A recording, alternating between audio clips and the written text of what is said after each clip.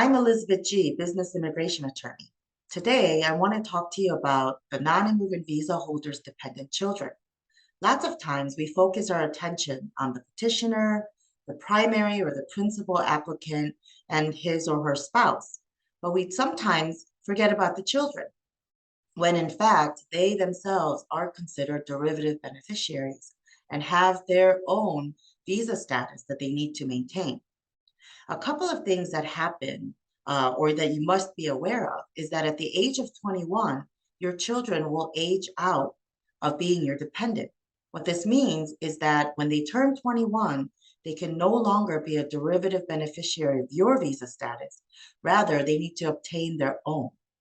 This comes up a lot in the context of students who are in college, for example, and they start school, at age of 18, 17, what have you. And they continue going to school thinking that they never would have to change their status. In fact, when they turn 21, they will fall out of status. And you need to plan for that transition into your child's own non-immigrant visa status.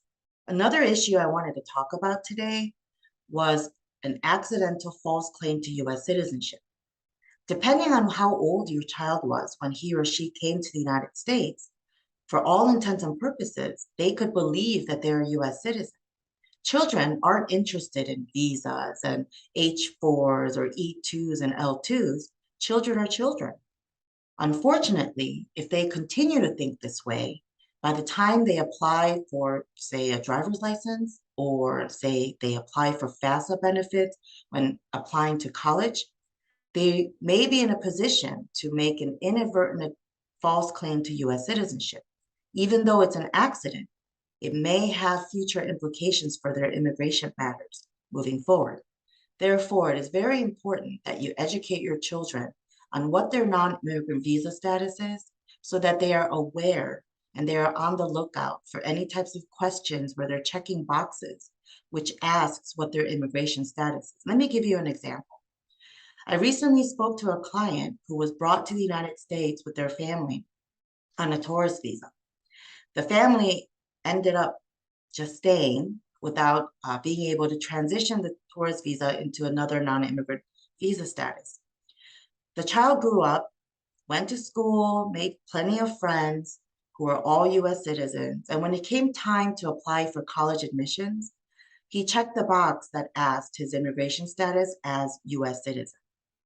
Many, many years later, after he had become a permanent resident, he came to me to apply for citizenship, and I couldn't because of that fact, because he had made a false claim to US citizenship. While we're on the topic of college admissions, let me give you a tip. It may be worth your time to look into whether your child's school will offer you in-state tuition based on your non-immigrant visa status. Sometimes I have seen that people who have work visas, for example, H's, E's, or L's, and their children are eligible for in-state tuition benefits because the parents have relocated to that state or that jurisdiction because of work. Now, I'm not saying every school will give you this benefit or that you're entitled to this, but it may be worth your time to look into it while your child is still your dependent. I'm sure that once he or she transitions or ages out and has to get their own student visa to continue school, they will no longer be given this benefit, but you may save a couple of dollars or maybe several $1,000s. Sounds complicated? It's because it is. But you don't have to do this alone. You can have a seasoned, competent immigration professional in your corner to help you navigate the process and plan for the future. Call us at the G Law Firm so that we can be the legal element to your success.